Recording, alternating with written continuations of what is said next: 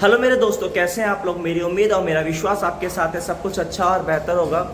अगर आप सिंगापुर जाना चाहते हैं, मलेशिया जाना चाहते हैं या यूरोपियन कंट्रीज़ में जॉब लेना चाहते हो, पोलैंड, माल्टा, क्रोएशिया, बुल्गारिया, यूरोपियन कंट्रीज़ का जो वीज़ा है उसमें टाइम लगता है 4 से 6 महीने। प्रोसेस थोड़ा धीरे चलता है VFS वगैरह की अपॉइंटमेंट लेने में, लेकिन आप अप्लाई कर सकते हो जॉब्स के लिए। जब आप ट्राई करोगे जब भी आपको जो, अगर आप साउथ ईस्ट एशिया आना चाहते हो लाइक सिंगापुर, मलेशिया, तो भी इस चैनल पर आपको हमेशा वैकेंसीज़ वगैरह मिलती रहती है, गाइड्स मिलती रहती है। और अगर मिडिल ईस्ट जाना चाहते हो, दुबई है, कुवैत, कतार है, वहाँ पर की वैकेंसीज़ भी आप भी आती है। तो यहाँ पर मोस्टली आपको जहाँ पर किस एजेंसी से कॉन्टैक्ट करना है, कैसे अप्लाई करना है और हाँ कहाँ पर किस कंट्री से अप्लाई करना है आपको, उस कंट्री के लिए आपको सारी इन्फॉर्मेशन होना बहुत ज़रूरी है। ये आपसे मैं बताऊँ ताकि आपके साथ कोई फ्रॉड ना हो। भाई बहुत सारे सवाल ब्लाइंडली कहीं से भी अप्लाई ना करें। कुल मिला के बात यह कि अगर आप सिंगापुर जाना चाहते हैं तो सिंगापुर के वर्क परमिट के बारे में जाने, कितने प्रकार के होते हैं, कैसे होते हैं, उसको वीज़ा कैसे चेक, तो हमेशा आपके साथ फ्रॉड कभी नहीं होगा। जिस कंट्री के लिए आप अप्लाई कर रहे हो उस कंट्री की आप रिसर्च करें। जैसे सिंगापुर के लिए आप अप्लाई कर रहे हो तो सिंगापुर का आप एस पास अप्लाई करवा रहे हो या वर्क परमिट अप्लाई, तो आपका वीज़ा जो आया है वो चेक करना आपको आना चाहिए। आपके साथ फ्रॉड नहीं होगा और हर कंट्री का वीज़ा चेक हो जाता है। तो चैनल पर पहली बार आए हो, पहली बार देख रहे हो, यूट्यूब की रिकमेंडेशन से ये देखा है, बिल्कुल सही चैनल देखा। आज मैं आपको बताने वाला हूँ कि सिंगापुर की जो टॉप कंस्ट्रक्शन कंपनीज हैं जिसमें आप वर्क परमिट, एस पास और एम्प्लॉयमेंट पास ले सकते हो, उसके ऊपर आज ये वीडियो बनाई गई है। और आपको पता है कि सिंगापुर में कंस्ट्रक्शन इंडस्ट्री एक मेजर इंडस्ट्रीज है, क्योंकि यहाँ पर जो भी बिल्डिंग बनती है वो 90 ईयर्स के लिए बनती है और यहाँ पर बिल्डिंग उसके बाद डिमोलिश करते हैं, दोबारा बनाते हैं। तो यहाँ पर कंस्ट्रक्शन इंडस्ट्री एक तरह से बूम पर रहती है हमेशा। कंस्ट्रक्शन इंडस्ट्री में बहुत सारी जॉब्स अवेलेबल रहती है, एज अ जर्नल लेबर से लेकर एज अ मैनेजर तक। तो कौन कौन सी वो कंपनीज हैं जहाँ पर आप कंस्ट्रक्शन की जॉब ले सकते हो, वीडियो को पूरा देखो। हैं जो सिंगापुर की बूमिंग कंस्ट्रक्शन इंडस्ट्री में जॉब करना चाहते हैं, या शायद आप बस जानना चाहते हैं कि सबसे अच्छी जॉब्स कैसे ढूंढें और एक वैलिड वर्क परमिट या एस पास कैसे पाएं।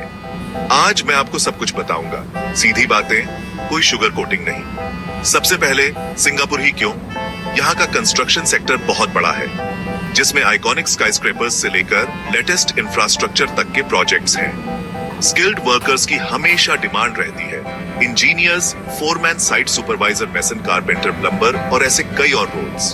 अब मुद्दे पर आते हैं। टॉप कंस्ट्रक्शन कंपनी जिनके बारे में आपको जानना चाहिए, ये वो नाम है जिनके बारे में हर कोई बात करता है। और हाँ, ये रेगुलरली फॉरेनर्स को हायर करते हैं, जिनमें इंडियंस भी शामिल हैं। नंबर 1, वो हब। ये सिंगापुर की सबसे पुरानी और सबसे रेस्पेक्टेड कंपनीज में से एक है, जो गार्डन्स बाय द वे और ज्वेल चांगी एयरपोर्ट जैसे प्रोजेक्ट्स के लिए जानी जाती है। नंबर 2, लैंड्रीज।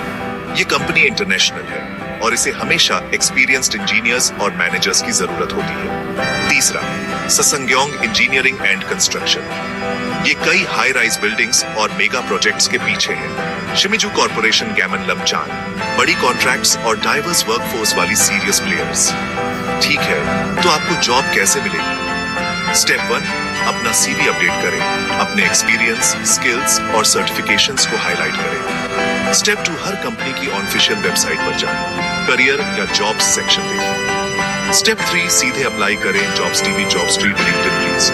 उन मिडिल मैन से हमेशा बचें जो पहले पैसे मांगते हैं, ऐसे कई स्कैम होते हैं। अब वर्क परमिट के बारे में। अगर आप एक स्किल्ड वर्कर हैं, तो आपको शायद ईस पास या फॉरेन वर्कर के लिए वर्क परमिट की जरूरत होगी। ईस पास उन लोगों के लिए जिनके पास डिप्लोमा या हायर डिग्री और कुछ एक्सपीरियंस है। वर्क परमिट्स आमतौर पर बेसिक स्किल्ड जॉब्स के लिए होते हैं।